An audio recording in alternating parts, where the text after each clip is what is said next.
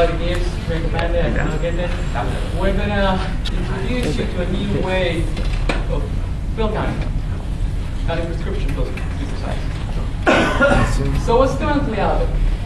Why are we doing this? There are several different types of machines out there that can count prescription pills.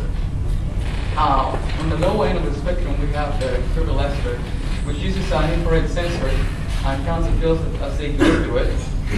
Then we have the turbo series of scales. There are some kind of precision scales that counts the pills by measuring the weight that's on top of them and then dividing it by the weight of each individual pill. And then on the high end, we have the script machine, which is a robotic, a completely automated system that dispenses pills directly into the bottle. The reason why we decided to do this is because machines like the scripper are way too expensive for most pharmacies that are out there. They cost about $500,000, and for most small pharmacy owners, that's just too much to pay. The problem with the machines like the Visalot is that they tend to not be very precise. So we decided to go with the Pinto and try to improve it. Try to make it more precise and yet keep the price down. So what are some of the problems that pharmacists are facing today?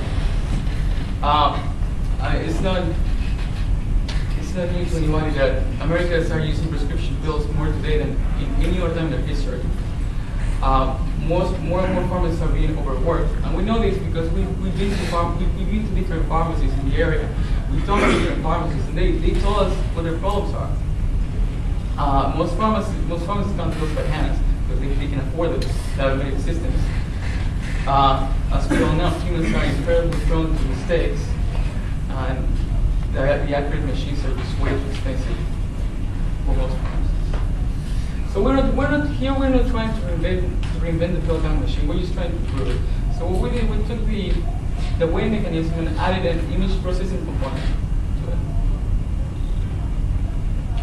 So this is a rough layout of the physical structure of our device. Most of the components that you can see are off-the-shelf components you can buy. We have a projector, a webcam, and the weighing scale used in the previous slides. And now we'll be talking about the control circuit later. The part that we had to design ourselves, physically speaking, not the software, is a tray. This tray gave us a little bit of a problem because of the scale. Due to the scale precision, it could be very heavy. Also, because of the image processing, the surface could not reflect too much light. Finding the right materials was kind of nice. Also, we added, to make it easy for pharmacists to dispense pills, we added some slide outs where they can use dispense pills too when they're working counting. Now, Claudia will be talking to you about the process flow system. All right, so this is how the process flow works. First, we have two systems, which is the scale and the image processing part. With the scale, we have to start with turning the scale, and this is, and then for the one pill on the tray. So this is, so we can calibrate the system, the scale, the weighting count, and also the image processing. The scale, of course, will take the weight, and the image processing will take the shape of the pill. And then the pharmacist will be able to, will be instructed to pour the rest of the pills. And the scale will record the weight, and the image processing the shape. Then the tray will be lifted and vibrate. And this is just in case there is any pill on top of each other, which will allow an easy count for the image processing. If the image processing and the scale have the same number of pills, then the pharmacist will be able to take all the pills and pour it on the bottle. But if it's not, the tray will be lifted again, and it will be shake and how the GUI works for both systems. And here, the pharmacist is going to be able to enter the desired number of pills and click Start. And then it will be instructed to put one pill on the tray. Then, after a few seconds, it will come out this message. We say for the rest of the pill, and it will proceed with the counting. In this case, we have the pharmacist only wants 10 pills, and we have 25 pills for each method for the scale. Sorry. For the scale and for the visual count. And also it will display an excess of pills, which is here 15. And for the next count, the pharmacist will only have to just reset the GUI, and it's ready for the next count. And this is how the scale, we connect the scale to the computer, but just by using a RS-232 cable. And it was very simple to acquire the data from the scale.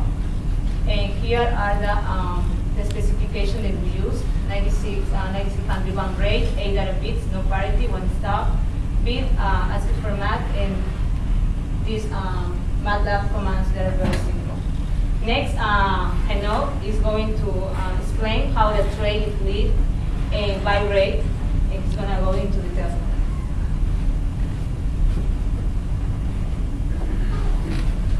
After we get the number of pills from the weighting scale, the next process is to use the image processing system to get the number of pills. But as you can see, here the pills are overlapping on top of each other, and to use image processing to find the number of pills would be very difficult, if not impossible.